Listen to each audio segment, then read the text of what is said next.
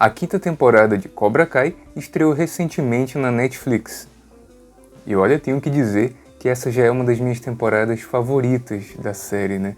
Juntamente com a terceira temporada. E no vídeo de hoje, né, eu vou explicar sucintamente tudo que eu achei, né, e tudo que eu mais curti nessa temporada. Mas se você é novo aqui no canal, não esqueça de dar uma curtidinha aí, se inscreva e ative o sininho para receber as novidades, hein? E agora, roda a vinheta.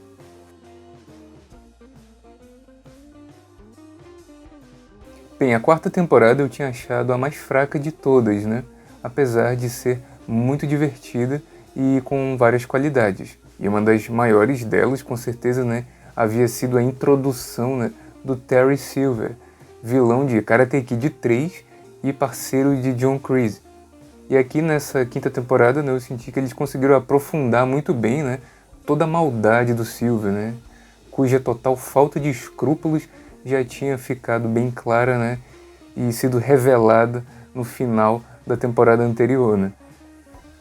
Bem, o Dojo Cobra Kai, né, se tornou uma franquia, né, e está se espalhando pela região. O nosso querido Daniel LaRusso, né, é o único que parece estar muito preocupado com isso, né. Porém, em vez de bater literalmente de frente, né, com o Dojo Cobra Kai, através do seu próprio dojo, né, o Miyagi-Do, ele decide, né, fechar o Miyagi-Do pelo bem, né, das crianças, pelo bem da Sam, sua filha, e dos outros alunos, né, para acabar de vez com esse ciclo de bullying entre os jovens, né. Mais uma vez aí Daniel sendo bem sensato e prudente. Em contrapartida, ele quer de verdade derrotar o Silver, né, porém de uma forma estratégica, né, tentando encontrar uma forma de desmoralizá-lo publicamente, né. Afinal, Terry Silver foi um sociopata ali na infância do Daniel, né, que o aterrorizou, e ele sabe que ele não mudou nada de lá pra cá. Silver é um líder abusivo, e se ninguém parar, né, o que ele está fazendo, ele pode reproduzir isso, né, com todas as outras crianças aí que quiserem entrar no karatê, né, através de seus métodos muito questionáveis. E é para isso que ele vai contar com a ajuda, né, de Mike Barnes, aprendiz de Terry Silver, né, em Karate Kid 3. Bem, de todas as participações, né, de personagens dos filmes de Karate Kid, eu achei a do Mike Barnes, né, a mais deslocadinha, assim, né, tipo, foi o pior fanservice de todos, assim, né, da série.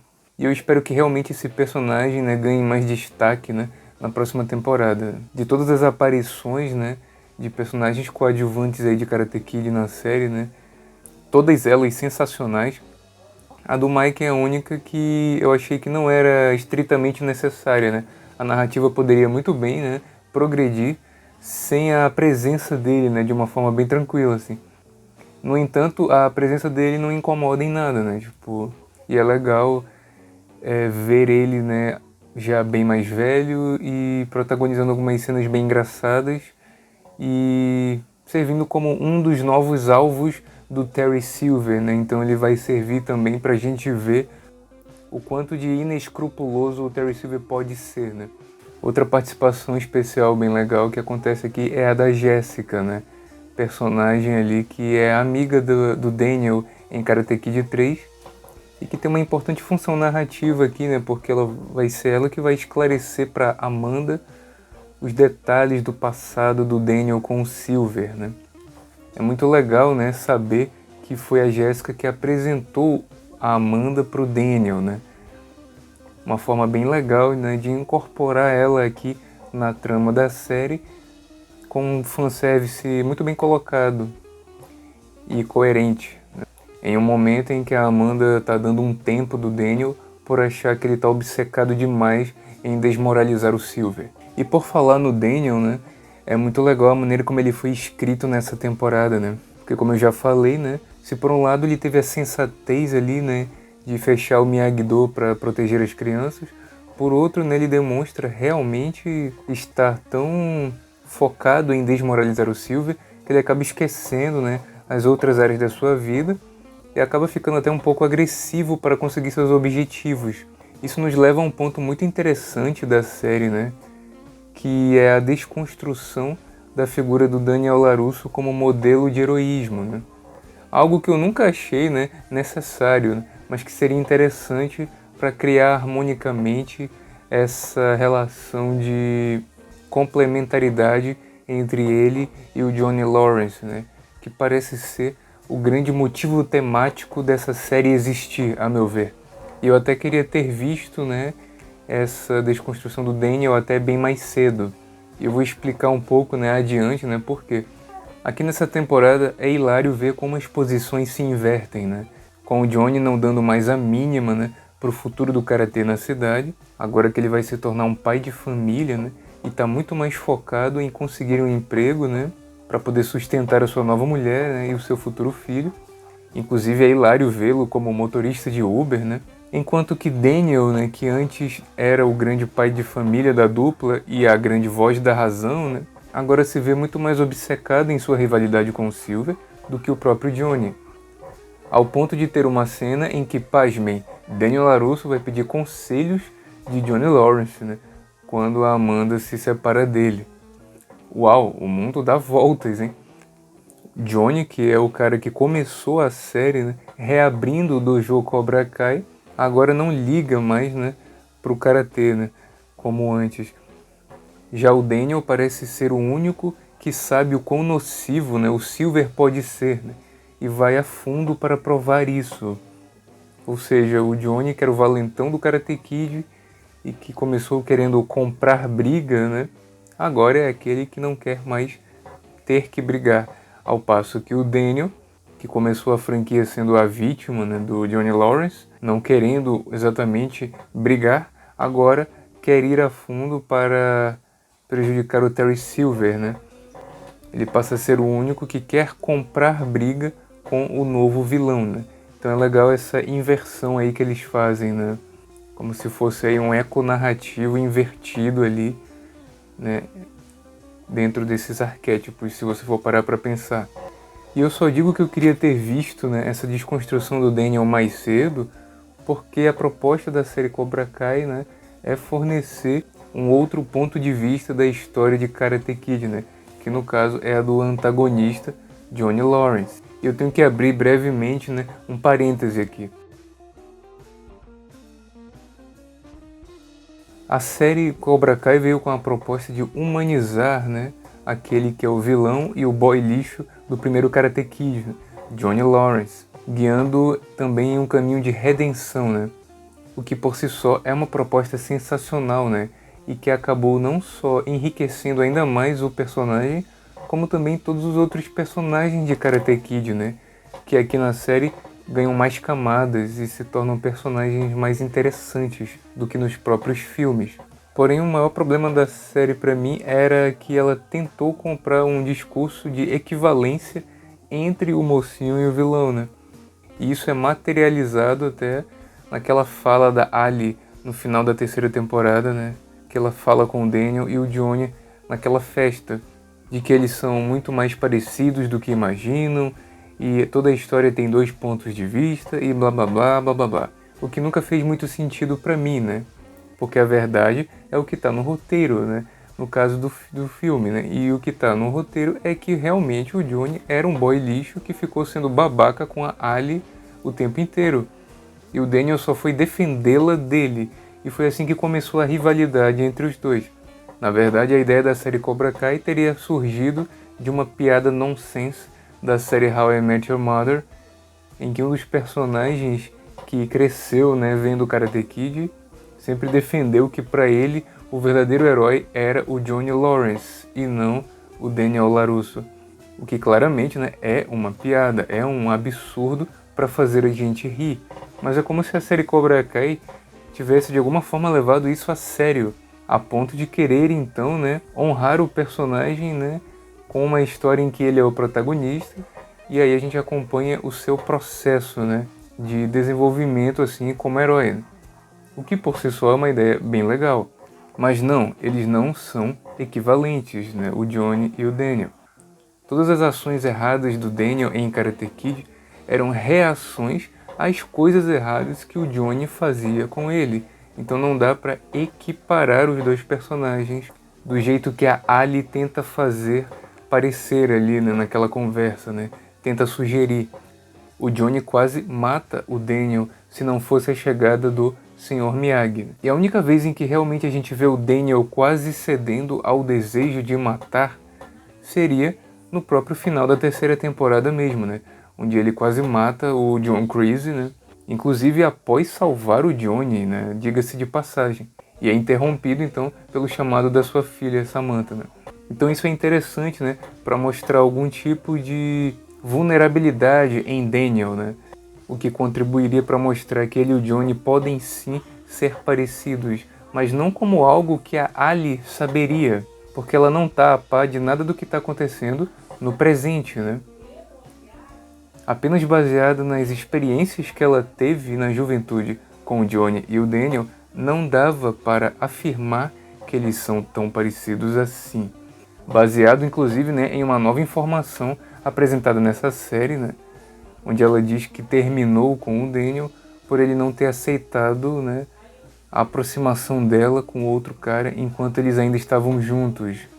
Eles colocam isso meio que como uma forma de problematizar o Daniel, só que não funciona.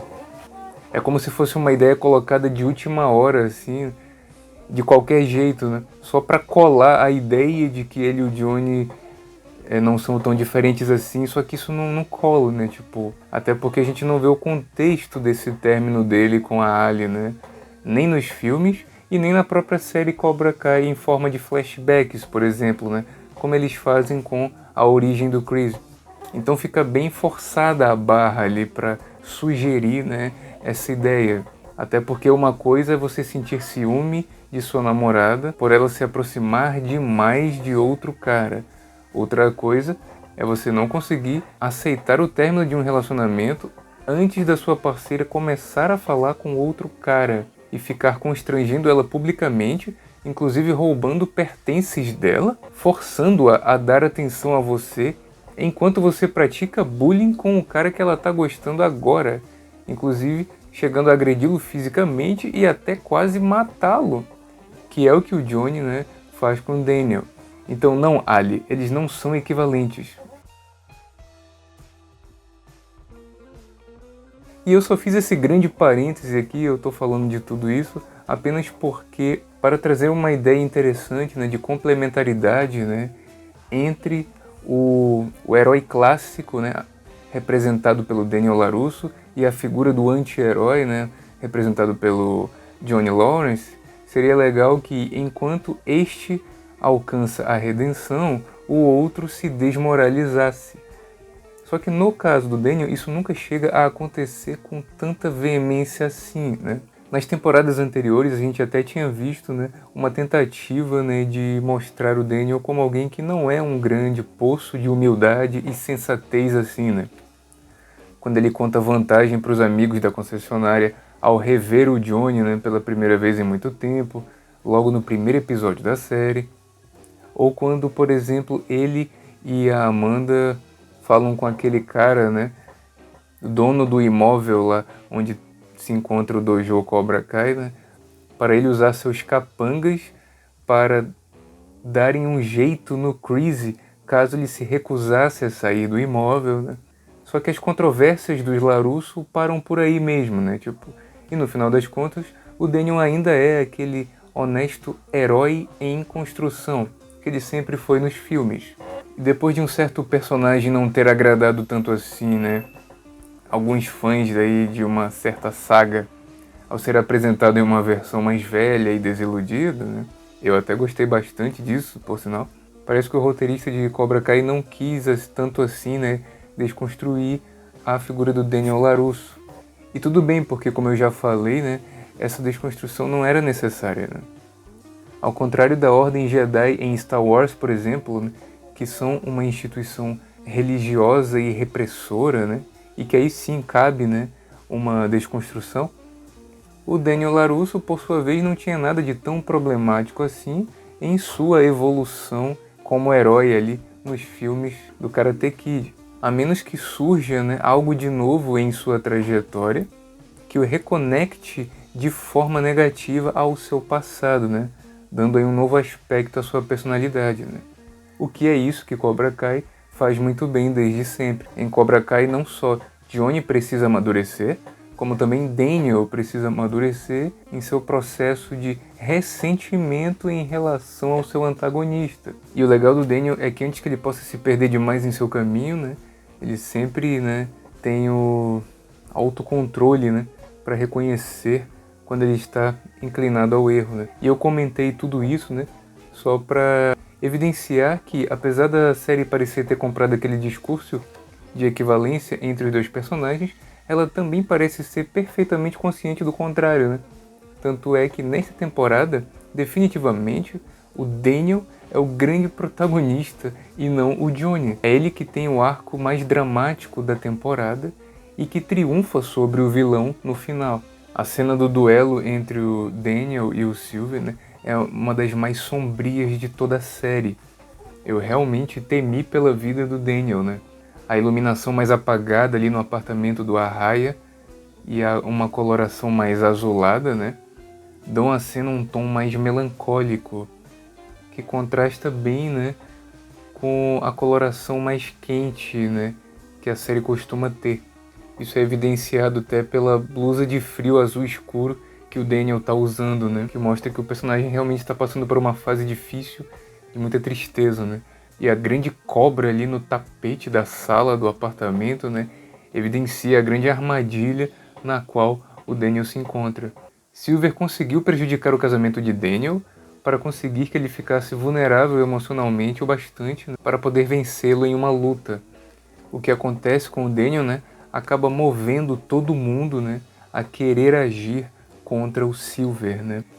E a revanche dele com o Silver no último capítulo, né, sendo o baluarte ali, né, pelo qual todos esperam que o Silver seja provado e derrotado, demonstra, né, que definitivamente Daniel está completando aí o seu treinamento existencial como o Karate Kid dos filmes, né, que apesar de já ser um adulto, né, nem por isso deixa de poder aprender a ser alguém cada vez melhor. Essa temporada consegue mostrar ainda mais, né, como essa série complementa bem os filmes, né? Inclusive, né, desenvolvendo ainda mais a trajetória do próprio Daniel, né? Eu achei lindo nessa temporada esse destaque no Daniel e em seu legado, né? E assim o Miyagi-Do reabre, né, em uma das cenas mais emocionantes dessa temporada, né? E a sua aliança com o Johnny, né, é o que vai consumar de vez, né, a sua evolução, né, como herói, né? Eu acredito. Aleluia, hein? Parece que os dois finalmente viraram grandes amigos. Bem, indo para os coadjuvantes agora, né? Com certeza, uma das coisas que eu mais gostei, né, foi a presença do Chosen, né, com muito mais destaque nessa temporada, né? Depois da hilária aparição dele na terceira temporada, eu sabia que esse personagem tinha que voltar, né, em algum momento da série com mais destaque, né? Ele acaba tendo uma importância muito fundamental aqui na série Cobra Kai, né? E se tornou meu personagem coadjuvante favorito. O fato dele se tornar um novo sensei do Miyagi-Do, né, aquece aí o meu coração. E acredito que ele vai ser um ponto-chave ali para complementar, né, os estilos de luta do Johnny e do Daniel, né? Como eu já havia falado no meu vídeo do Entre Linhas sobre o conceito do Yin Yang em Cobra Kai, que caso você ainda não tenha assistido, eu vou deixar aqui em cima e também na descrição aqui abaixo deste vídeo, né, para você conferir depois de ver esse vídeo. Inclusive é interessante a escolha de cores nos kimonos e nos figurinos. Podemos perceber que quando o Johnny, o Daniel e o Chosen vão se apresentar lá no dojo Cobra Kai para o pessoal do evento e desafiar o Silver, existe uma interessante representação visual em que o Daniel está com seu casaco azul escuro aberto, ou seja, uma cor bem fria, né, e escura, representando tanto a tranquilidade quanto a melancolia do personagem. E o seu casaco aberto pode representar um sinal de sua decisão sempre presente, né, de peitar o Silver. Já o Johnny contrasta com isso, né, com uma jaqueta vermelha, que condiz com sua personalidade mais agressiva e passional. E o vermelho é uma cor quente e chamativa, né, ao contrário da roupa do LaRusso, que se associa à impulsividade do Johnny. Porém, ao contrário do Daniel, sua jaqueta está fechada, indicando seu tom mais contido nessa temporada. Ele só escolhe peitar o Silver, afinal, depois que ele viu o mal que ele fez com Daniel. Interessante os dois estarem com uma blusa preta por baixo, né? Que é a mesma cor do kimono do Cobra Kai, indicando que eles compraram a briga com o Silver. Já o Chozen equilibra os dois polos representados pelos outros personagens com uma blusa marrom, cor associada à segurança, estabilidade e à terra. Como alguém nativo de Okinawa, terra onde surgiu o karatê, ele possui todo o conhecimento originário sobre a arte marcial, daí a importância da cor associada ao elemento terra e ao natural. Ele é um cara tão desapegado à matéria, inclusive, que fica andando nu pelo quintal do Daniel no primeiro episódio da temporada. Além disso, o marrom confere neutralidade, o que equilibra o tom frio e quente de Daniel e Johnny, cujos estilos de luta são focados respectivamente na defesa e no ataque. Já o kimono usado por Chozen no Miyagi-Do é diferente do branco, né, que é o padrão ali dos kimonos do Miyagi-Do, né? É um marrom bem escuro, quase preto, representando sua afinidade aos mesmos estilos de luta aprendidos pelo Silver, o que fica revelado nessa temporada.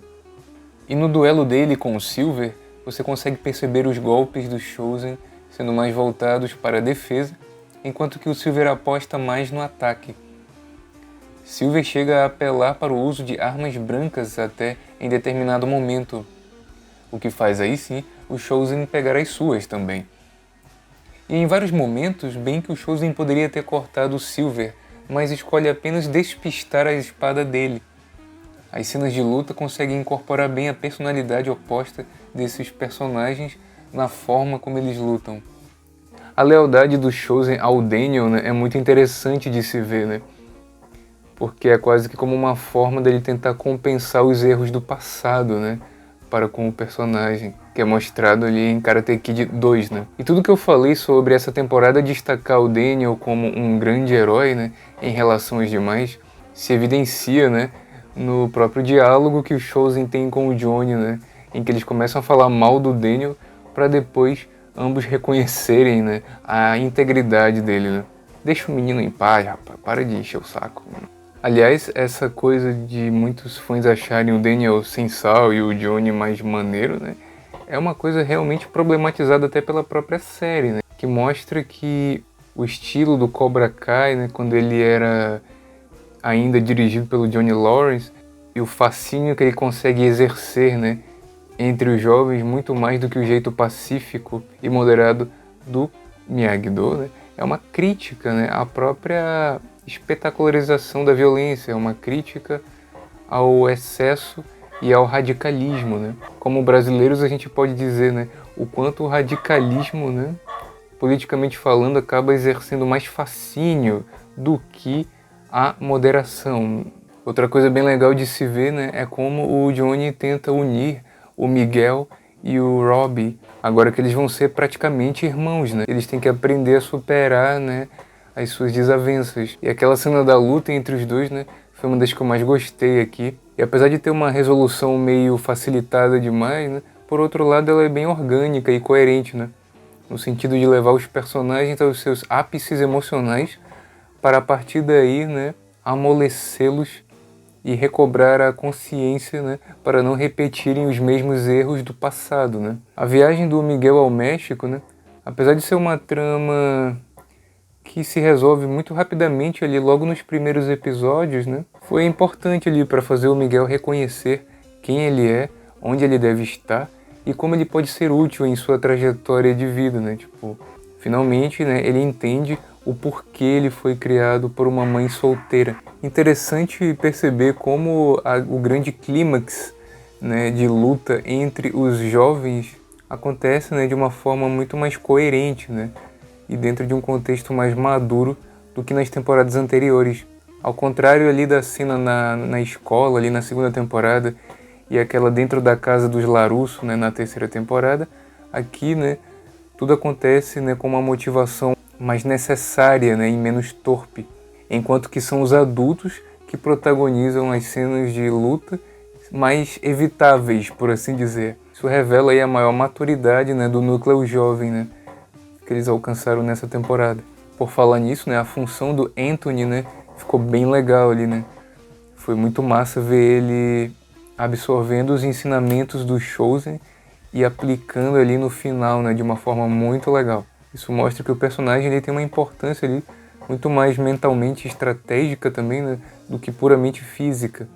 Bem, o Kenny continua sendo, né, o grande praticante de bullying que ele se tornou desde a temporada anterior, né, e não tem maiores desenvolvimentos nessa temporada, né, se tornando apenas o mesmo chato de sempre. Esperava muito mais desse personagem. Já o Falcão e o Dimitri também ficam mais apagadinhos nessa temporada, né?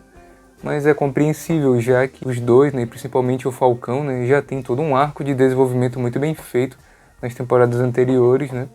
E não dá para dar o mesmo destaque para todo mundo, né? Mas apesar disso, eles conseguiram dar a eles uma importância bem fundamental ali no final da série, né? Eles estão ali mais para dar uma assistência, né? Não podemos esquecer também da Tori, né? Que é a personagem que tem o melhor desenvolvimento ali dessa temporada, na minha opinião, né? Dentro do núcleo jovem.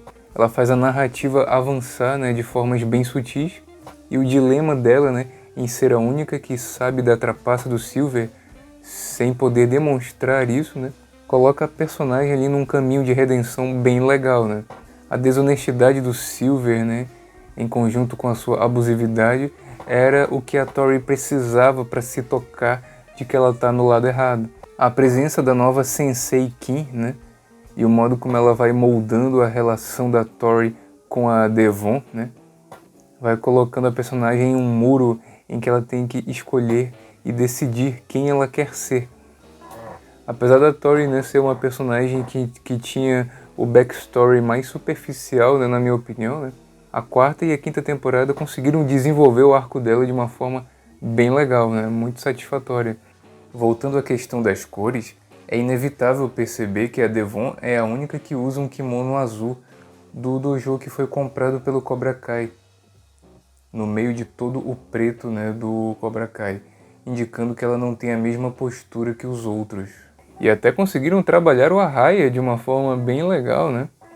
A volta do personagem foi uma coisa que eu realmente gostei bastante. Adorei a redenção que deram pra ele, né? E o modo como eles fazem o Arraia sutilmente conseguir incriminar o Silver, né?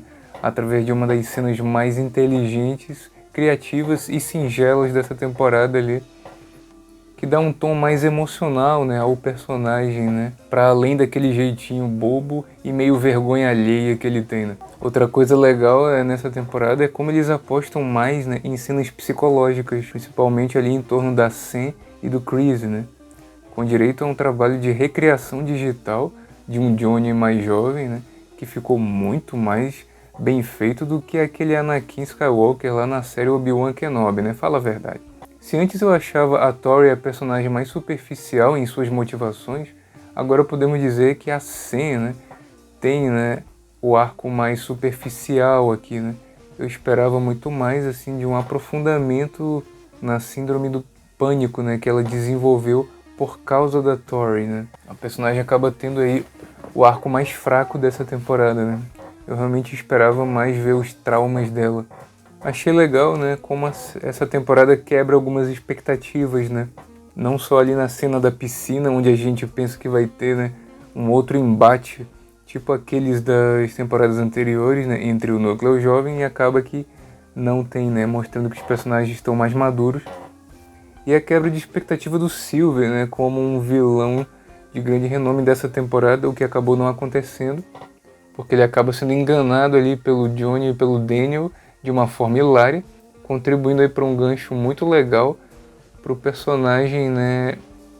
O personagem então vai se reafirmando como o grande vilão da série, né? Para a próxima temporada, né? Apesar de eu ter achado o plot twist dele muito facilitado, é uma cena que tem um grande impacto ali, né? E que traz um grande cliffhanger aí para a próxima temporada de uma forma bem satisfatória. Acho que a série está se encaminhando sim, né, ao seu final, com a derrota do Silver pelo Daniel de forma triunfal, utilizando os métodos do Silver contra ele mesmo, hein? Uma das cenas mais empolgantes dessa temporada. Agora é ver como a série vai se encaminhar aí, né, para o seu desfecho, né? Uma vez que as coisas parecem estar se resolvendo, né? O Johnny e o Daniel finalmente parecem ter superado as suas diferenças e a maioria dos personagens da franquia já fizeram a sua aparição, né? Uma coisa que eu achei mal explicada nessa temporada, né, foi a derrota do Chosen, né? Eu fiquei me perguntando por que raios o Sylvie não aproveitou, né, para matar o Chosen quando ele estava desacordado ali, né? E aí eu acabei percebendo, né, um detalhe que não sei se é uma sutileza proposital, né, do roteirista da série ou se é só um defeito mesmo, né? Que é o fato de que o Sylvie parece nunca conseguir matar ninguém, né?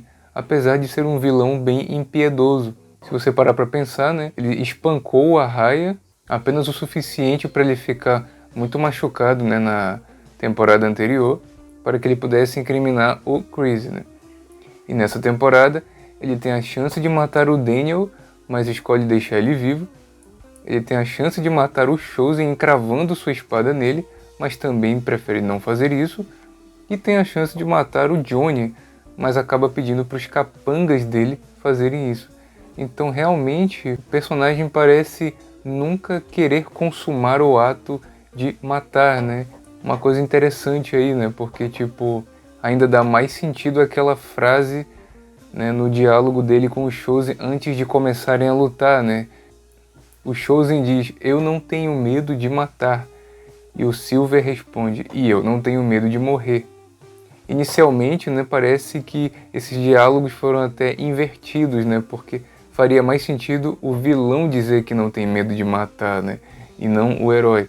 Mas após perceber esse padrão no comportamento do Silver, né, eu acho até que realmente o personagem parece nunca conseguir ou desejar chegar às vias de fato com ninguém.